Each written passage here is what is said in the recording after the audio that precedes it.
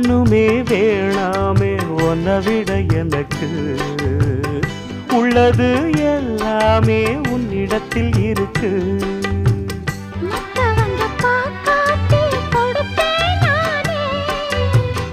இப்ப இங்க ஆடேது ரகசியம்தானே.